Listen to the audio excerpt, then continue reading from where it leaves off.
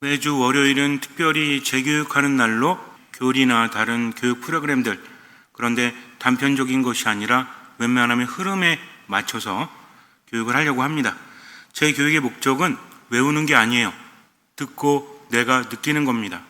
인간은 기억하지 않아도 듣고 느끼면 온몸과 마음에 그것이 새겨집니다. 그렇기 때문에 그냥 지식적으로 받아들이지 말고 생각하면서, 그리고 나는 나이가 많으니까 잘 모르겠다라는 생각은 버려야 돼요. 내 스스로에 대한 편견을 갖는 순간 머리 나빠집니다. 그러니까 나는 하나님의 모상으로서 충분히 머리 좋다, 지금만큼은 기억할 수 있다 하면서 적극적으로 여러분들이 들으셔야 바뀔 수 있습니다.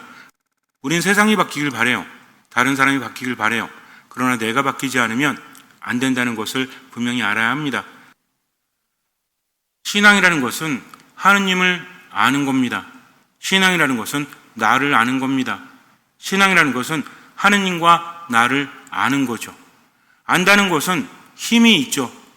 아는 것이 힘이란 말이 있죠. 또 아는 게 병이라는 말도 있습니다. 모르는 게 약이라는 말도 있어요. 도대체 어떤 의미가 있을까요? 안다는 것은 인간을 바꿔놓습니까? 바꿔놓지 않습니까? 바꿔놓습니다. 무엇을 아느냐? 그것은 인간의 삶에 엄청난 영향을 미치고 있다는 거죠. 우리가 세상을 살면서 세상을 받아들이죠. 그리고 저장하지 않습니까? 해석해서 저장을 하죠. 쓸모없는 것들은 내보내고 중요한 것을 기억하잖아요. 그리고 어떤 일이 있을 때마다 그 기억을 떠올립니까? 떠올리지 않습니까? 물건을 사러 갔을 때 이게 얼마인지 보죠. 그럼 여러분들 마트에서 물건을 살 때 그냥 사지 않습니까? 왜 그냥 사죠? 내 기억과 일치하기 때문이죠. 오이 한 팩이 얼마예요? 오이 한 팩이. 여러분 안 사 드시고 길러 드시니까 모르시나? 얼마 정도 됩니까? 3,500원? 근데 어느 날 갔더니 35,000원 써 있어요? 그럼 깜짝 놀래요? 안 놀래요? 놀라죠. 왜? 내 기억과 다르기 때문입니다. 이게 인간이에요. 너무 다르면 사지 않잖아요. 이런 것입니다. 우리는 아무런 생각 없이 세상을 살아가는 것 같지만 내가 알고 있는 대로 세상을 바라본다는 거죠. 물건의 가격뿐만 아니라 사람도 마찬가지죠. 이 사람은 이런 사람이고 저 사람은 저런 사람이야 라는 것이 내 기억 안에 있기 때문에 그것과 맞지 않으면 우리 혼란스러워요. 맞으면 안심이 되는 겁니다. 그러면서 세상을 살아가는 거죠. 처음에는 잘 모르니까 있는 그대로 받아들이죠. 이게 어린아이죠. 어린아이는 겸손할 수밖에 없죠. 왜? 아는 게 없으니까. 그런데 어른이 될수록 어때요? 아는 것들이 많이 있으니까 어떤 것을 받아들일 때 판단하지 않습니까? 판단하는 것은 나쁜 것이 아니죠. 문제는 무엇입니까? 주관적인 판단이 너무 강하다 보니까 뭐가 생기는 거죠? 고집이 생기는 거예요. 고집이. 거기에서 편견이 생기고 선입견이 생기고 고정관념이 생겨나는 겁니다. 근데 이것은 스스로 가지려고 하는 게 아니라 어쩔 수 없어요. 삶의 부작용이라고 할 수 있죠. 그래서 생겨날 수밖에 없습니다. 그래서 자꾸만 자신을 들여다 봐야 합니다. 내가 생각하는 것이 맞는지를 틀리는지를. 인간은 오감에 의해서 세상을 바라보죠. 오감 위의 능력이 있다고 말하지만 그것은 뭐라고 했죠? 우스갯소리로 자매님들은 오감이 아니라 육감을 가진다고 하죠. 그래서 내 느낌 그대로. 이상한데? 근데 이게 번번이 맞거든? 그럼 그 다음에 어때요? 내 느낌에 대한 맹신이 생기죠? 맞는 거야. 그러니까 상대방에게 뭐라고 합니까? 솔직히 말해. 특히 남편한테도 그러잖아요. 솔직히 말해. 용서해 줄게. 솔직히 말해. 아닌데 솔직히 말하지. 이렇게 말하지 않습니까? 그럼 본인의 판단에 대해서 너무나 믿고 있는 거죠. 어떤 분은 초기 발달했다라고 하기도 하고. 근데 이게 때로는 맞지만 틀릴 때도 있죠. 틀리면 뭐가 된다고 그랬죠? 육갑이 되니까 조심해야 된다라고 했습니다. 세상이라는 것은 잘 봐야 돼요. 근데 오감 중에서도 균형이 없잖아요. 그렇지 않습니까? 오감이 균등한가요? 오감이 뭐가 있어요? 눈으로 보는 거, 귀로 듣는 거, 냄새 맡는 거, 맛보는 거, 만지는 거. 그 오감 중에 네 개는 어디 있어? 얼굴에 있잖아요. 얼굴에. 그죠? 얼굴에만 혹시 손으로 들으세요? 손으로 보십니까? 이렇지 않죠. 사실 되게 단순하거든요. 그러니까 인간의 표정은 되게 중요한 겁니다. 문제는 뭐냐면 이 중에서도 어디에 많이 의존하죠? 보는 거에 많이 의존합니다. 여러분들 운전하고 가고 있는데 꽝 소리가 났어요. 근데 앞에는 별 이상이 없어. 근데 꽝소리가 나는데 앞에 누가 튀어나와요? 그럼 어느 거에 더 의존하죠? 눈에 보이는 곳에 더 의존하지 않습니까? 그러니까 인간은 들리는 대로보다는 눈에 보이는 대로 세상을 살아가는 거죠. 그러다 보니까 많은 것들을 받아들이다 보니까 많은 것들을 판단하는 기준이 된다. 그렇지 않습니까? 그러니까 여러분들 이런 얘기 자주 하잖아요. 생긴 걸 보니까 이런 것 같아 라고 스스로 판단할 때도 있고요. 그리고 눈으로 모든 걸 거의 판단하지 않습니까? 귀로 들리는 걸 판단하는 경우는 많지 않잖아요. 이러다 보니까 문제가 발생하는데 많은 것들을 보고 판단을 하면 좋은데 문제는 인간의 뇌에는 용량의 한계가 있다. 그래서 한 번에 다 쓰지 않으니까 힘든 거죠. 너무 많은 정보가 있으니까. 그럼 어때? 그냥 지금 보는 거에서 그냥 결정을 해버리는 겁니다. 그러니까 많은 문제가 발생할 수밖에 없다는 거죠. 내가 아는 만큼, 내가 보는 만큼 판단을 하면서 점점 이게 굳어져 가는 겁니다. 내가 알고 있는 것과 다른 것에 대해서는 객관적으로 받아들이려고 하기보다는 그냥 뭐예요? 무시하거나 아는 것만 가지고 살아가니까 뭐가 생긴다? 고집이 생기고 편견이 생긴다는 거죠. 근데 문제는 뭐냐면 신앙인들에게 있습니다. 하느님은요, 우리의 지성으로 잡을 수 있는 분이 아니거든요. 그렇지 않습니까? 하나님에 대해서 이해할 수 있나요? 우리가 믿을 교리라고 하잖아요. 믿을 교리가 뭐죠? 믿을 교리는 선택입니까? 아니면 해야 되는 겁니까? 해야 되는 거예요. 믿을 교리는 내가 생각하고 동의합니다가 아니에요. 믿을 교리 중에 대표적인 게 뭐 있죠? 우리가 믿어야 되는 거 4가지 있다고 그러죠? 가톨릭 4대 교리라고 합니다. 이거 반드시 믿어야 돼요. 이거는 외우셔야 돼. 왜 외우셔야 되냐면 예를 들어서 누가 죽어가고 있어. 대세를 줘야 될 거 아니에요. 대세 줄 때 어떻게 해야 됩니까? 대세라는 것은 조건부 대세가 있고 그냥 대세가 있는데 4대 교리를 설명을 해줘야 돼요. 그 다음에 뭐가 있어야 돼? 물이 있어야 돼요. 여러분들 긴급한 순간에 필요할 수 있으니 알아두세요. 물을 이마에 3번을 붓습니다. 그러면서 나는 성부와 성자와 성령의 이름으로 설정을 하세요. 베드로에게 마리아에게 세례를 줍니다 하면 세례가 되는 겁니다. 그리고 나서 이분이 살아나잖아요. 그럼 뭐 해야 돼요? 일단은 의식이 없었을 수도 있기 때문에 그분에게 물어봐야 돼요. 너 천주교 대세 받았거든? 앞으로 천주교 신자 할래 안 할래? 할게요. 그러면 이거 되게 편해지는 겁니다. 그 다음에 뭐 해야 돼요? 보례라고 합니다. 보례. 보례가 뭐냐면 보충 예식이야. 사제에게 와서 나머지 예식을 해야 돼요. 기름도 바르고 이런 거 있잖아요. 근데 이거 안 하면 세례가 온전하지 않습니다. 그래서 성체를 모실 수 없는 거죠. 그런데 신부님이 위험에 처한 사람에게 대세를 줬어요. 그럼 이건 뭘까요? 이건 대세가 아닙니다. 이거는 세례입니다. 그러니까 신부님이 세례 줄 때 어떻게 해요? 물을 붓기도 하고 기름 가져가죠. 기름을 바르기도 하고 세례 예식을 완전히 행하기 때문에 이거는 세례가 된다는 거죠. 평신도가 세례를 주면 세례가 맞긴 맞지만 나중에 보례를 해야 된다. 그리고 어떤 사람이 열망을 가지고 있습니다. 열망을 가지고 있다가 이 사람이 세례를 받지 못했어. 사고를 당해서 죽어요. 그때 지나가는 사람한테 불러가지고 저한테 좀 세례 좀 주십시오 그랬는데 이 사람이 신자가 아니에요. 그러면 그건 세례가 될까요? 안 될까요? 됩니다. 그런데 지나가는 사람이 스님이야. 스님이 계시는데 스님 저기 물 있으니까 제 이마에 3번 부으시면서 나는 성부와 성자와 성령의 이름으로 라파엘에게 세례를 줍니다 하고 말씀하세요 라고 해서 스님이 했어요. 이건 세례가 됩니까? 안 됩니까? 됩니다. 이것도 됩니다. 대세죠. 사제가 하면 세례고 신자들이거나 다른 사람이 하면 대세가 되는 거죠. 근데 조건부 대세는 뭐냐? 의식이 없어요. 나중에 깼을 때 나는 세례 안 받을 겁니다 하면 그건 세례가 안 되는 거예요. 대세도 안 되는 거예요. 근데 조건부 대세는 그가 세례를 받겠다고 하면 세례가 되는 거죠. 뭔 얘기인지 아시겠죠? 근데 어떤 분이 그런 기회도 없어. 그러다가 그냥 목숨을 잃고 말았어요. 그럼 이 사람은 세례를 받은 걸로 될 가능성이 있을까요? 없을까요? 있습니다. 이런 걸 화세라고 그래요. 내가 열망을 가지고 있는데 되지 않았기 때문에. 그래서 장례미사를 할 수 있는 거예요. 근데 어떤 사람들은 그 의사 표현도 못했는데 그냥 순교돼서 죽었어. 이걸 혈세라고 합니다. 그래서 피로 받은 세례라고 해서 세례가 된다는 거죠. 예를 들어서 이런 경우 있죠. 우리가 사목적 배려라고 하는데 어쨌든 하느님의 구원은 열려 있다라는 의미로 받아들여야 돼요. 그 중에 하나 되게 어려운 개념이 있는데 엑스트라 에클레시암이라는 말이 있어요. 이게 뭐냐면 교회 밖에도 구원이 있다. 교회 밖에라는 뜻입니다. 그래서 에클레시암이 교회의 목적격이에요.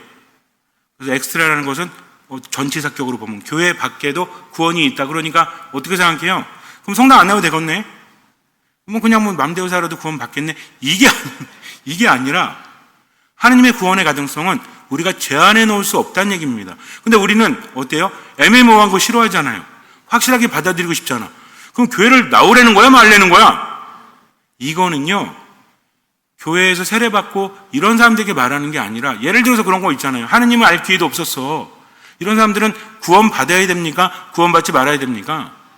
구원 받아야 되잖아요.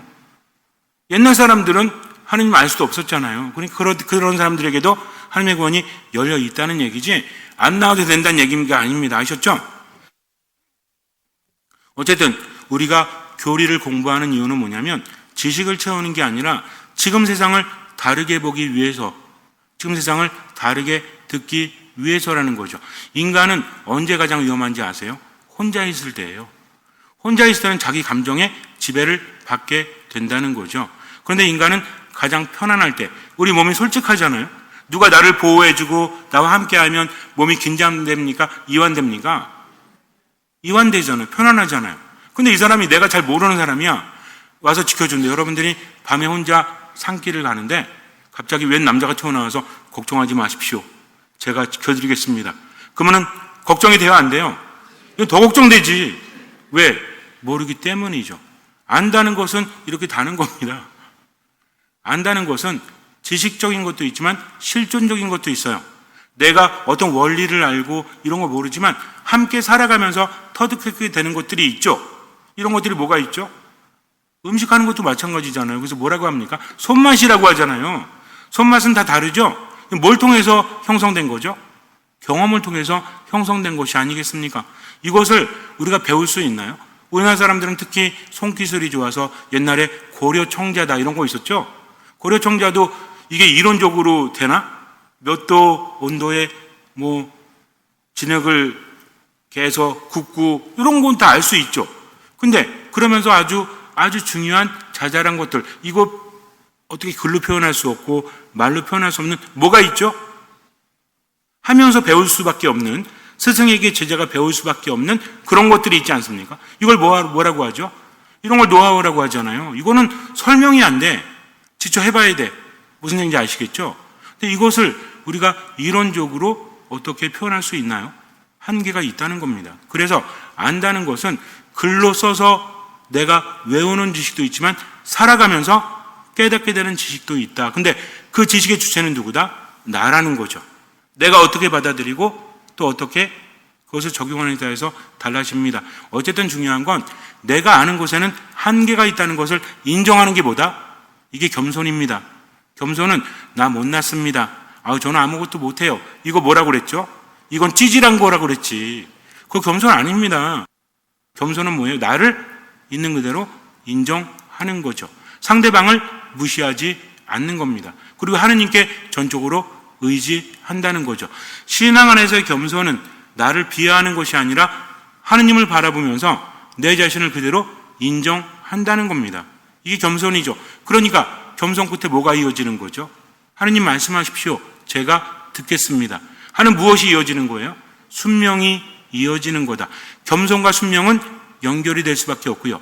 겸손은 어원적으로 뭐라고 그랬죠? 흙에서 나왔다고 그랬죠? 흙에 가깝게. 그러면 흙이 어디 있죠? 바닥에 있지 위에 있진 않잖아요. 그러니까는 흙과 가까워지는 건 뭐예요? 나를 낮춘다는 거죠. 뭐 하기 위해서?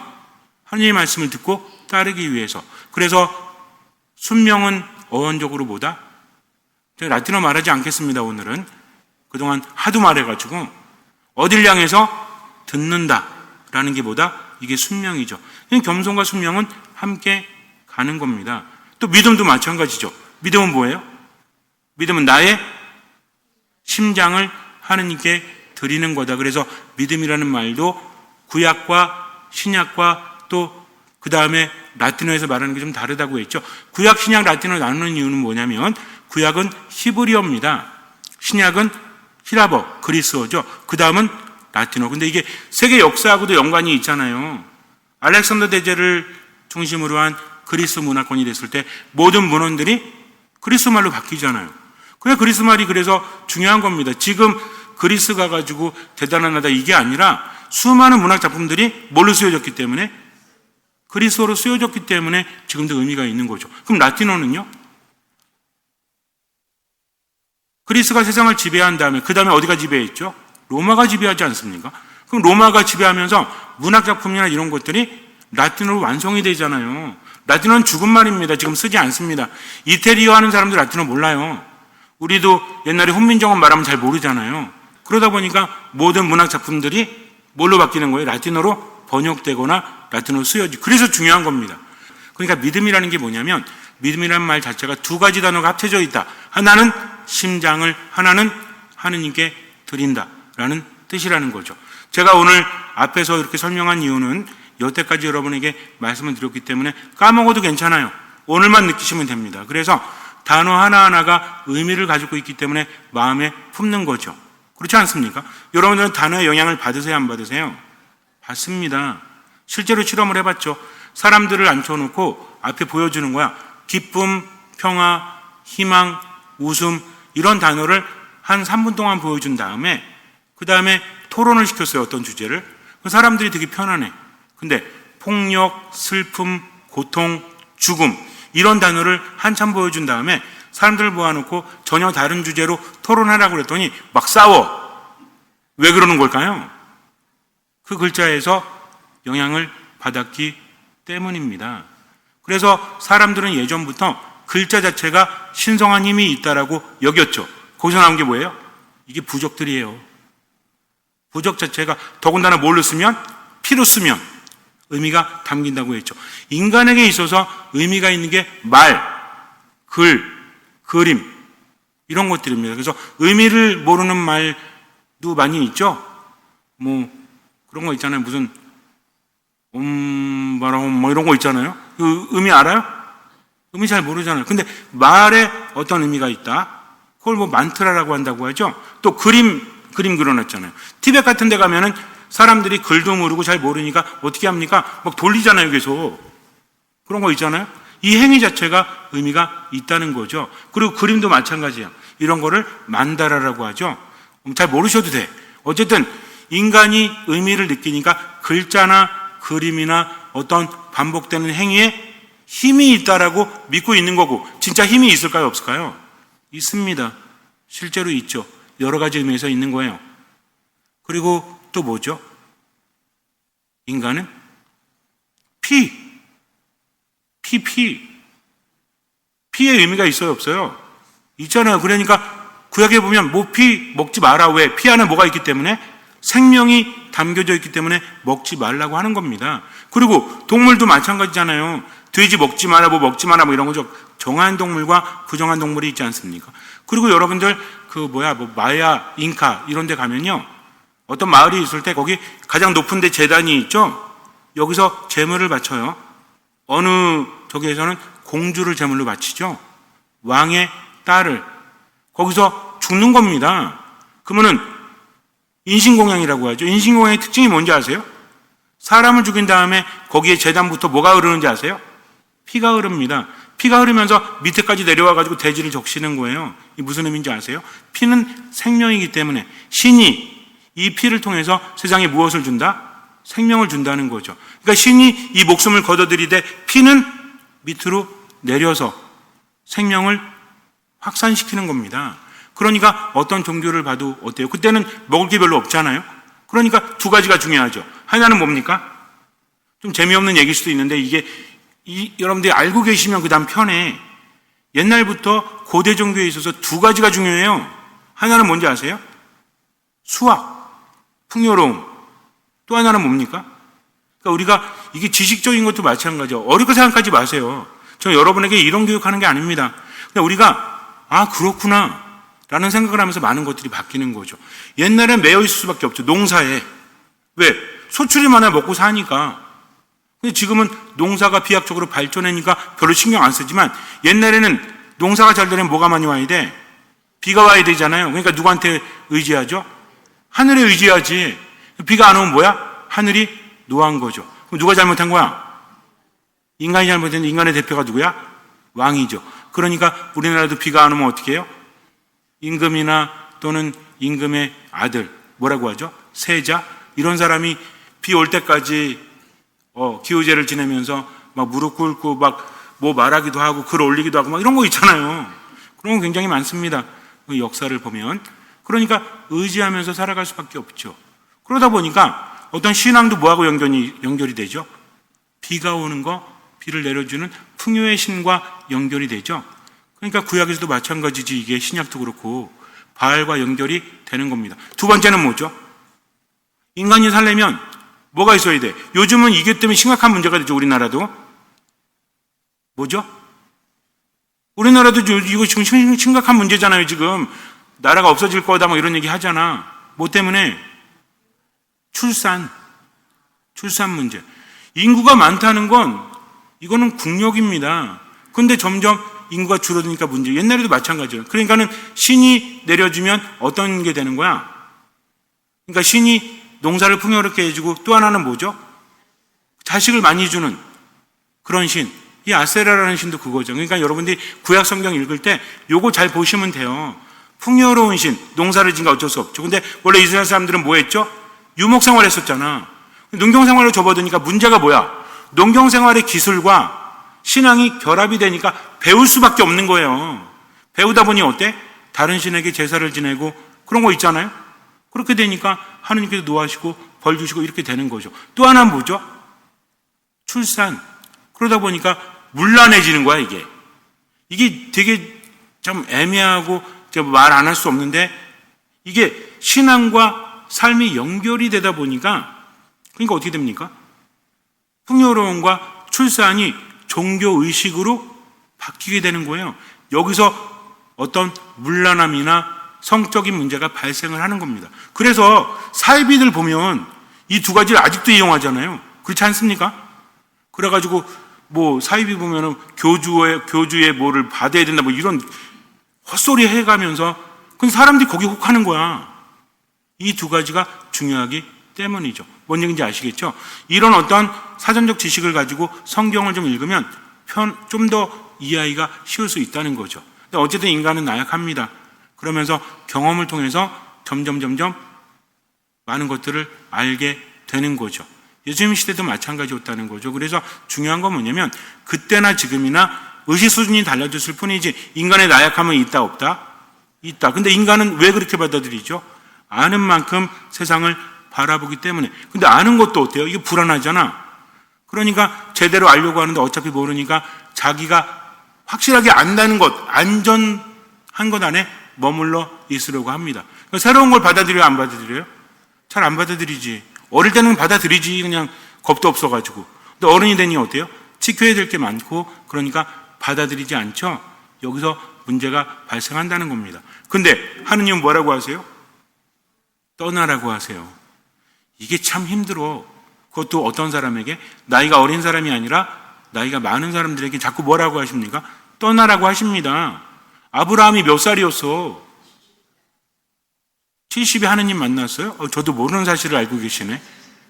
하느님 만나서 그리고 뭐 이삭을 낳기도 하고 이런 것들이 100살 언저리에서 넘어서 그렇게 하지 않습니까? 원래 그 나이가 되면 정착을 해야죠. 어딜 떠나라고 하십니다. 말이 됩니까? 근데 들을 수밖에 없죠. 모세도 마찬가지잖아요. 모세도 어떤 사람이었죠? 원래는 이집트 왕자였잖아요. 원래는 히브리 사람인데 이집트 왕자로 살았잖아요. 근데 이거를 자꾸 말해줬잖아. 야, 너 이집트 사람이야. 너 이스라엘 사람이야. 너 히브리 사람이야. 말해줬죠. 이거 알고 나서 정체성에 혼란이 오지 않습니까? 이게 내가 이집트 왕자긴 한데 히브리 사람들 보니까 노예 생활하고 있고 이 삶으로 돌아가고 싶진 않죠. 근데 젊을 때는 어때? 정체성에 혼란이 오잖아요. 나이가 어느 정도 들면 그런 고민 안 하죠. 내 살기도 바쁜데 무슨, 그죠? 젊으니까 자꾸 이게 흔들리는 거지. 근데 어느 날 이집트 사람이 히브리 사람을 못 살게 군 걸 발견하죠. 나서가지고 실갱이 끝에 죽여버립니다. 그러면서 정체성이 어떻게 됐을까요? 좀 기울였겠죠. 왜? 내가 지금 이스라엘 사람을 위해서 이집트 사람을 죽였잖아요. 이 정도까지 되면 뭐 정체성의 혼란은 무슨 결정해야지 이제. 그 다음부터는 완전히 이스라엘 사람이 된 듯 했죠. 근데 그 다음에 이스라엘 사람들끼리 분쟁하고 있으니까 가서 나서죠. 아니 왜 같은 민족끼리 싸우세요? 그랬더니 뭐라고 합니까? 왜? 나도 죽이려고? 너 이집트 사람 죽인 것처럼 나도 죽이려고? 이때 모세가 느낀 게 뭐예요? 공포죠. 왜? 이거 알려지면 나 죽는 겁니다. 파라오가 나를 내버려 두지 않겠죠. 도망가잖아요. 미디안 땅에서 살죠. 그래서 노인이 돼요. 나이가 70이 넘도록 나는 이집트 사람도 아니고 히브리 사람도 아니고 미디안 사람도 아니고 어디서도 섞이질 못하는 거야. 이렇게 산 거예요. 인생을 보면 어때? 여러분들 요즘에 되게 심각한 문제가 뭔지 아십니까? 우리나라에 좀 아쉬운 게 많아요. 정치 얘기가 아니라 뭐 나라도 어쩔 수 없는 건데 보통 청년, 엊그저께도 얘기했지만 청년, 운둔, 고립 39세까지 경기도만 해도 30몇만 명이라고 하죠. 근데 문제는 뭔지 아세요? 그들에게는 그래도 지원이나 있지 39살이 넘어가잖아요. 은둔 중년. 이거 심각한 문제입니다. 40이 넘었는데 집에만 있는 거야. 나오질 않아. 근데 이게 더 심각한 문제는 뭔지 아세요? 누가 힘든 거야? 부모가 힘든 거야. 70 넘어가지고 40 넘은 자식 보면서 큰일이다. 어떡하냐. 너 좀 나와라. 방에서 안 나와. 맨날 게임만 하고 이렇게 하면서 밥 먹을 때만 나오면 잔소리 하니까 어때요? 손톱도 안 깎고 발톱도 안 깎고. 여러분들 어떨 것 같아요? 그런 아들 보면. 저걸 죽여 살려. 부모 가슴은 찢어지는 겁니다. 그런 사람들이 뭐라고? 무자식이 상팔자라고 하죠. 근데 이런 사람들에 대한 지원이 있나요? 그럼 어떻게 지원하죠? 우리는 참 말하기 쉽죠. 나라 탓하는 건 되게 쉬워요, 사실. 근데 나라가 대박. 그게 쉬운지. 얼마나 이게 인생이라니까. 근데 70 넘도록 그렇게 살았어요. 근데 어느 날 불떨기 나무를 목격하게 되죠. 이게 불에 활활 타오른다는 건 뭡니까? 불이 타오르는데 나무가 타질 않아. 이거는 신현이에요. 하느님의 나타나심. 신성한 땅으로 가가지고 무섭잖아요. 그래갖고 벌벌 떨고 있으니까 신발을 벗어라. 거룩한 땅이다. 신발 벗죠? 그랬더니 하느님이시죠? 뭐라고 하십니까? 너 이집트로 가서 내 민족을 구해라. 아니 이게 지금 뭐 피해의식에 똘똘 뭉쳐가지고 70 넘도록 인생에 대해서 별로 즐겁지도 않고 여기저기서 적응하지 못한 사람한테 가라고 합니다. 그랬더니 모세가 뭐라고 그러죠? 근데 제가 지금 가면 좀 곤란한데 저 사실 거기 피해서 여기까지 왔거든요. 다시 가라고요? 이거 좀 아니지 않습니까? 라고 말할 수는 없죠. 왜? 신은 무서운 존재니까. 뭐라고 합니까? 이름이 무엇입니까? 나 야훼, 스스로 있는 자. 이집트에는 수많은 신들이 있어서 하늘의 신이 있고 바다의 신이 있고 이름만 들어도 무시무시한 신들이거든요. 하느님은 지팡이 하나 달랑 주고 가라고 하죠. 갑니다. 이게 왜 간 거죠? 확신에 차서? 어쩔 수 없이 땀 흘려서 간 거죠. 근데 그 과정에서 뭐가 생기죠? 하느님은 이런 분이셨구나. 이집트 신들이 꼼짝을 못하는구나. 그러면서 뭐가 생깁니까? 체험이 생깁니다. 이게 실존적인 지식이요, 실존적인 알미라는 거죠. 머릿속에 쌓이는 지식이 아니라 내가 겪으면서 깨닫게 되는 거. 이게 뭡니까? 신앙은 이해되어지는 것이 아니라 체험되어지는 거다. 근데 이 체험 안에서 이해도 되어질 수밖에 없다라는 거죠. 이거 빠지면 아무리 교리를 잘 알아도 아무 의미가 없어요. 그러니까 우리는 하느님을 알면 알수록 그분께 의지할 수밖에 없다. 그럼 뭐가 변합니까? 몸이 변하고 마음이 변하고 생각이 변하니 자꾸만 어떤 마음으로? 듣는 마음으로 하느님 안에 머문다는 거죠. 그래서 여러분들 월요일 5시 미사 오실 때는 이런 교육을 받는다는 느낌으로 그냥 지식을 쌓는다가 아니라 제가 계속 여러분에게 흐름을 설명해 드릴 겁니다. 초반에는 좀 길 수도 있어요. 왜? 익숙해져야 되니까. 정리합니다. 신앙은 뭐냐면 하느님을 아는 거다. 근데 우리가 세상을 살아가면서도 함께하는 사람이나 어떤 사람에 대해서 아는 게 달라지면서 관계도 달라지죠. 하느님은 어떤 분이시다? 라고 내가 느껴야 됩니다.